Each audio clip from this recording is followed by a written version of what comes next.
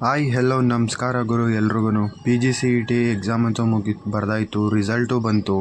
ಆ ರಿಸಲ್ಟು ಯಾರ್ಯಾರ್ದು ಎಷ್ಟೆಷ್ಟು ಬಂದಿದೆ ಅನ್ನೋದ್ರ ಮೇಲೆ ಇವಾಗ ರ್ಯಾಂಕ್ ಲಿಸ್ಟು ಯಾವ ಥರ ಇರುತ್ತೆ, ಎಷ್ಟು ಮಾರ್ಕ್ಸ್ ತೆಗೆದಿದ್ದಾರೆ, ರ್ಯಾಂಕ್ ಎಷ್ಟು ಬಂದಿದೆ, ರಿಸಲ್ಟ್ ಅಂತೂ ಔಟ್ ಮಾಡಿದ್ದಾರೆ ಕೆ ಇ ಅವರು. ರಿಸಲ್ಟ್ ಔಟ್ ಮಾಡಿದ್ಮೇಲೆ MBAನಲ್ಲಿ ತುಂಬ ಜನ ಚೆನ್ನಾಗೂ ಮಾರ್ಕ್ಸ್ ತೆಗೆದಿದ್ದಾರೆ. ಇನ್ನು ಸ್ವಲ್ಪ ಜನದ್ದು 20,000 30,000 ಈ ಥರ ಎಲ್ಲ ರ್ಯಾಂಕಿಂಗ್ಸ್ ಬಂದ್ಬಿಟ್ಟಿದೆ. ಏನು ಮಾಡೋದು, ಕಾಲೇಜ್ ಹೇಗೆ ಸೆಲೆಕ್ಟ್ ಮಾಡೋದು ಅಂತ ಯೋಚನೆ ಮಾಡ್ತಿದ್ರೆ ತಲೆನೇ ಕೆಡ್ಸ್ಕೊಬೇಡಿ, ಬನ್ನಿ ಅದಕ್ಕೋಸ್ಕರನೇ ಹೇಗೆ ಚೆಕ್ ಮಾಡೋದು P G C T result ಅನ್ನೋದ್ರ ಬಗ್ಗೆ ಫಸ್ಟು ವೀಡಿಯೋ ಮಾಡಿಬಿಡ್ತೀನಿ. ನೆಕ್ಸ್ಟ್ ವೀಡಿಯೋ ಬೇಕು ಅಂತ ಇದ್ದರೆ ನಿಮಗೆ ರ್ಯಾಂಕ್ ಲಿಸ್ಟ್ ಪ್ರಕಾರ ಯಾವ ಕಾಲೇಜ್ ಸಿಗ್ಬೋದು, ಟಾಪ್ ಕಾಲೇಜ್ ಬೇಕು ಅಂತ ಅಂದರೆ ಎಷ್ಟು ರ್ಯಾಂಕಿಂಗ್ ಬೇಕು, ಎಷ್ಟು ರ್ಯಾಂಕಿಂಗ್ ತೆಗಿಬೇಕು, ಎಷ್ಟು ಬಂದರೆ ನಮಗೆ ಟಾಪ್ ಕಾಲೇಜಸ್ ಸಿಗುತ್ತೆ, ಅಥವಾ ಇಂಟರ್ಮೀಡಿಯೇಟಲ್ಲಿ ಪರವಾಗಿಲ್ಲ ಅನ್ನೋ ಕಾಲೇಜ್ಗಳು ಬೇಕು ಅಂತಂದರೆ ಎಷ್ಟು ರ್ಯಾಂಕಿಂಗ್ ಬೇಕು. ನಮ್ಮ ರ್ಯಾಂಕಿಂಗ್ ಮೇಲೆ ಇನ್ನು ಕಾಲೇಜ್ಗಳನ್ನ ಕೆ ಇ ಅವರೇ ಗೌರ್ಮೆಂಟಿಂದ ಸಜೆಸ್ಟ್ ಮಾಡ್ತಾರೆ. ಬಟ್ ಅವ್ರು ಸಜೆಸ್ಟ್ ಮಾಡಿದ ಕಾಲೇಜು ನಮಗೆ ಅದು ಟಾಪ್ ಕಾಲೇಜಸ್ ಇಲ್ವಾ ಅಂತ ನೋಡೋದು ಹೇಗೆ ಅಂತ ತಿಳ್ಕೊಂಬರೋಣ. ಅದಕ್ಕೂ ಮೊದಲೇ ನಮ್ಮ ಚಾನಲ್ನ ಇನ್ನೂ ಸಬ್ಸ್ಕ್ರೈಬ್ ಮಾಡ್ಕೊಳ್ಳಿ, ಅಂದರೆ ಸಬ್ಸ್ಕ್ರೈಬ್ ಮಾಡ್ಕೊಳ್ಳಿ. ಹಾಗೆ ಮರಿದೇನೆ ಪಕ್ಕದಲ್ಲಿರೋ ಬೆಲ್ಲೈಕನ್ನ ಕ್ಲಿಕ್ ಮಾಡಿ.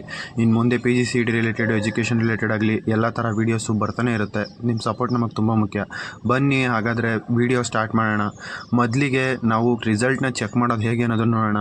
ಮೊದಲಿಗೆ ನಿಮ್ಮದು ಕ್ರೋಮ್ ಬ್ರೌಸರಿಗೆ ಹೋಗಿ, ಮೊಬೈಲಲ್ಲಾದರೂ ಓಕೆ, ನಾನು ಲ್ಯಾಪ್ಟಾಪಲ್ಲಿ ನೋಡ್ತಿದ್ದೀನಿ. ನಿಮ್ಮದು ಕ್ರೋಮ್ ಬ್ರೌಸರಿಗೆ ಹೋಗಿ ಅಲ್ಲಿ ಸರ್ಚ್ನಲ್ಲಿ ನೀವು ಏನಂತ ಸರ್ಚ್ ಮಾಡಬೇಕಂದ್ರೆ KEA ಅಂತ ಸರ್ಚ್ ಮಾಡಿ. ಫಸ್ಟ್ ಒಂದು ಹೋಮ್ KEA ಅಂತ ಇರುತ್ತೆ. ನೀವು ಅದನ್ನು ಕ್ಲಿಕ್ ಮಾಡಬೇಕಾಗತ್ತೆ. ನೀವು ಅದನ್ನು ಕ್ಲಿಕ್ ಮಾಡಿ ನೀವು ರಿಸಲ್ಟ್ ನೋಡಬೇಕಾದ್ರೆ ಇದೇ ಪ್ರೊಸೀಜರಲ್ಲಿ ನೋಡಬೇಕು.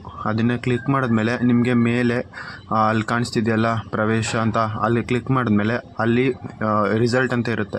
Next MCA MBA rank list, MTech ಎಲ್ಲ ಇರುತ್ತೆ. ನಾನು MCA ಓಪನ್ ಮಾಡಿಬಿಟ್ಟೆ. Okay, sorry guys. ನೀವು MCA ಸ್ಟೂಡೆಂಟ್ಸ್ ಯಾರಿದ್ದೀರಾ, MCAನ ಕ್ಲಿಕ್ ಮಾಡಿಕೊಂಡು ಅಲ್ಲಿ ನಿಮ್ಮದು application number, hall ticket number ಇರುತ್ತಲ್ಲ, ಆಲ್ ಟಿಕೆಟ್ ನಂಬರ್ ಇರುತ್ತಲ್ಲ, ಅದನ್ನು ನೀವು ಹಾಕಿದ್ರೆ ಅಲ್ಲಿ ನಿಮ್ಮ ರಿಸಲ್ಟು ಪಬ್ಲಿಷ್ ಆಗುತ್ತೆ. ಇನ್ನು MBA ಸ್ಟೂಡೆಂಟ್ಸ್ ಯಾರಿದ್ದಾರೆ ಮತ್ತೆ ಓಕೆ, ಇನ್ನೊಂದ್ಸಲ ಹೇಳ್ಬಿಡ್ತೀನಿ. KEA ಅಂತ ಕ್ಲಿಕ್ ಮಾಡಿ, KEA ಹೋಮ್ ಅಂತ ಪೇಜ್ ಓಪನ್ ಆಗುತ್ತೆ. ಅಲ್ಲಿ KEA ಹೋಮ್ ಅಂತ ಅದ್ರ ಮೇಲೆ ಕ್ಲಿಕ್ ಮಾಡಿ. ನೆಕ್ಸ್ಟು ಅದನ್ನು ಕ್ಲಿಕ್ ಮಾಡಿದ್ಮೇಲೆ ಲೋಡ್ ಆಗ್ತಿದೆ, ಲೋಡ್ ತೊಗೊತಿದೆ. ನೆಕ್ಸ್ಟು ಮೇಲ್ಗಡೆ ಪ್ರವೇಶ ಅಂತ ಇದೆಯಲ್ಲ, ಅಲ್ಲಿ ಸಣ್ಣ ಕ್ಲಿಕ್ ಮಾಡಿ. ಡಿಪಾರ್ಟ್ಮೆಂಟ್ CET 2024 ಕೆಳಗಡೆ ಲಾಸ್ಟಿಂದ ಸೆಕೆಂಡ್ ಒನ್ ಇರುತ್ತೆ, ಅದನ್ನು ಕ್ಲಿಕ್ ಮಾಡಿ. MBA ರ್ಯಾಂಕ್ ಲಿಸ್ಟ್ ಅಂತಲೇ ನಿಮಗೆ ಬಿಟ್ಟಿರ್ತಾರೆ, ಅದನ್ನು ಕ್ಲಿಕ್ ಮಾಡಿ. ನಿಮ್ಮದು ಆಲ್ ಟಿಕೆಟ್ ನಂಬರ್ ಇರುತ್ತಲ್ಲ, ಫಸ್ಟು 3 ಡಿಜಿಟ್ಸ್ ಇರುತ್ತಲ್ಲ, ಅದಲ್ಲ, ಫುಲ್ಲು ಲೆಂತಾಗಿರುತ್ತೆ ನೋಡಿ ಹಾಲ್ ಟಿಕೆಟ್ ನಂಬರು. ಆ ಹಾಲ್ ಟಿಕೆಟ್ ನಂಬರ್ನ ನೀವು ಅಲ್ಲಿ ಕ್ಲೀನಾಗಿ ಹಾಕಬೇಕಾಗುತ್ತೆ. 1 ನಂಬರ್ ತಪ್ಪಾದ್ರೂ ನಿಮ್ಮ ರಿಸಲ್ಟ್ ಬರೋದಿಲ್ಲ.